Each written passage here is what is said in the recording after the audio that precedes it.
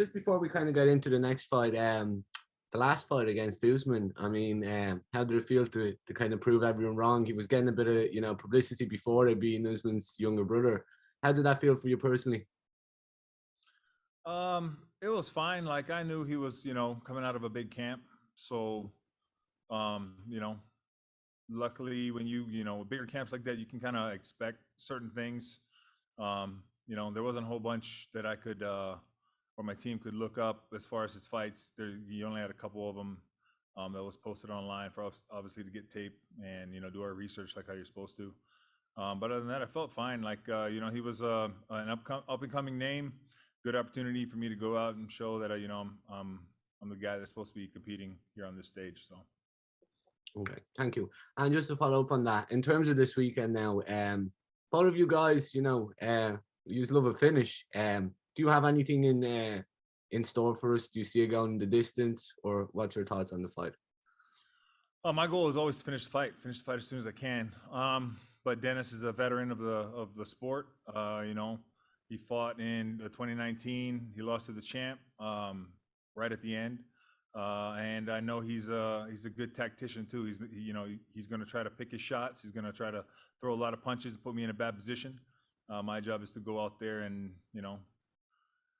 implement my game plan to the best of my ability and come out on top. So. Thank you very much, Brandon. Best of luck on Thursday, buddy. Thank you. Appreciate it.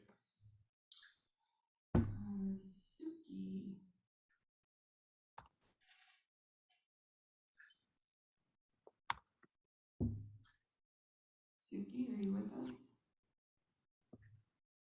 All right, welcome back, Max. Hey, Brandon, this is Max Going from the Going Live podcast. Just first and foremost, want to thank you for your service. But secondly, just want to ask you, you were originally scheduled to fight Fabricio. Obviously a big threat on the ground. Did you have to make any major changes to prepare for this new camp or new opponent, excuse me? The notification was within the week of I found out who I was fighting. So a little modification, but not a whole bunch. Only because like when we found out, literally within the end of the week, I found out it was changing. So, we only were about a week into training when I found out Fabricio wasn't competing. So not a whole bunch of different strategy changes. We were just kind of ramping up and, not really fine tuning anything just of yet. So it was not a huge adjustment. Thanks so much and good luck on Friday. Thank you. Matt? Hey, Brandon. Matt Purdo with the Beautiful Violence Show. First off, you fought a phenomenal fight last time out. It was hands down most entertaining fight in the entire card. And on top of that, you look like you just enjoyed yourself out there. Could you touch upon what fighting means to you at this stage of your life and your career?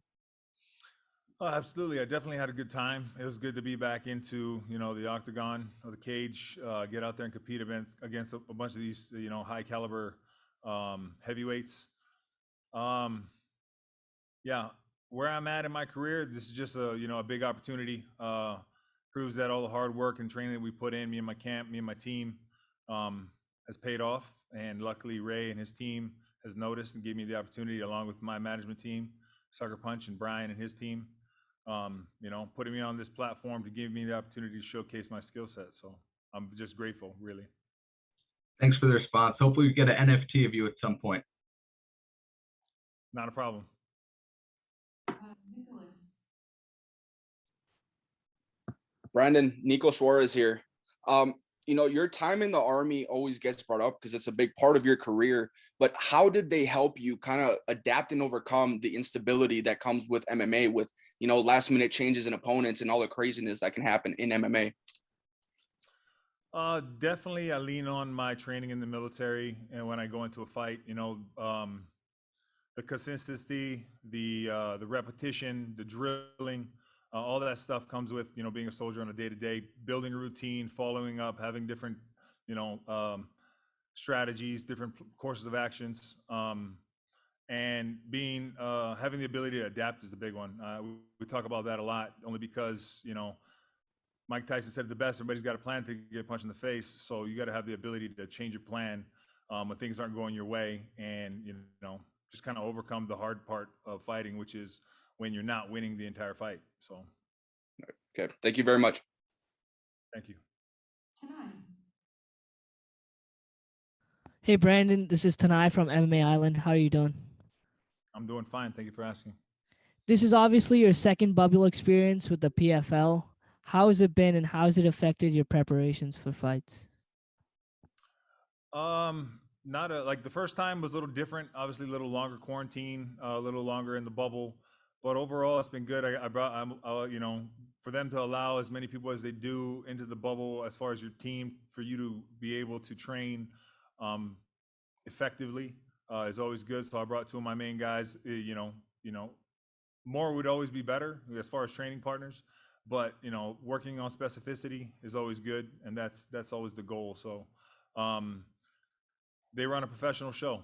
You know what I mean? There isn't anything that we don't need or that we can ask for that they aren't willing to accommodate. And we're again just grateful for the opportunity that the PFL has given us, and taking the risk mitigation into effect with COVID is huge. I deal with it on a day-to-day basis in the military, so that the fact that the PFL is thinking the big picture and the safety of the fighters just shows how professional of an organization they are.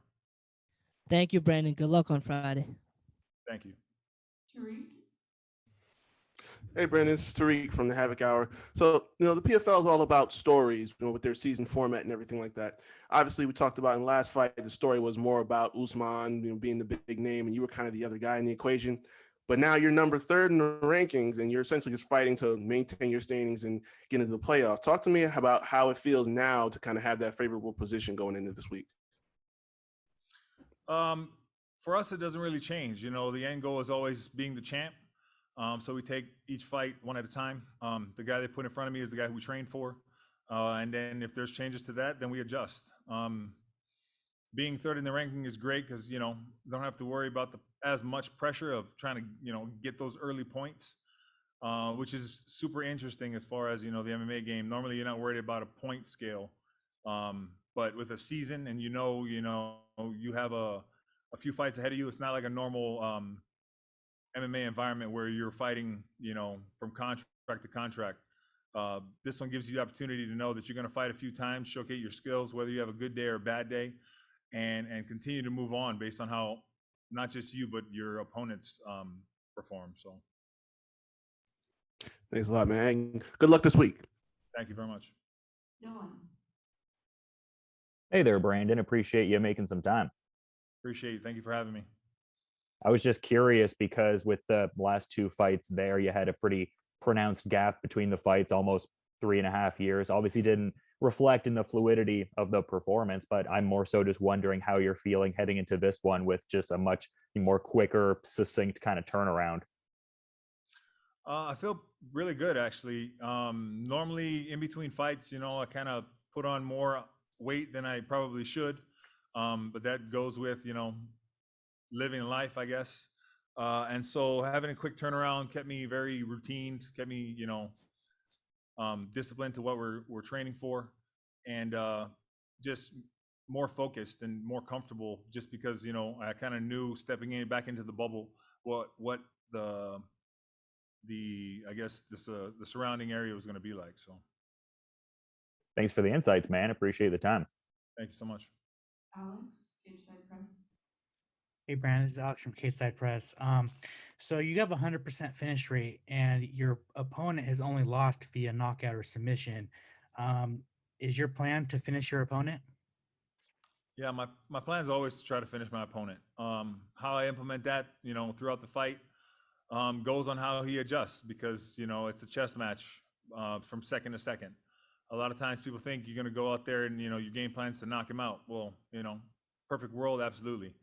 But in a realistic world, you got to have different strategies and be able to adjust from how your opponent's adjusting to you. So on a move by move basis, you go out there, you put your best foot forward, and you try to put on a show, but also finish the fight every time. So Awesome, man. Good luck. thank you. Ronald. This is Ronald E. Smith from Getting Real. My question is during that time, kind of follow up on when you talked about how you had a gap break through that 3 years of your career, and including the pandemic. What kept you motivated to keep pushing whenever the fight world opened up again for yourself? Well, my job in the Army right now is a hand-to-hand instructor for the Army for the combatives program. So, we're ingrained on a day-to-day basis to be out there training, to be out there training soldiers, to master our skill set.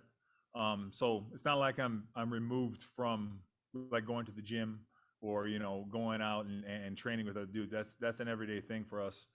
Even with the pandemic, we did take a short halt as far as instruction. But overall, we do this is our job every single day. So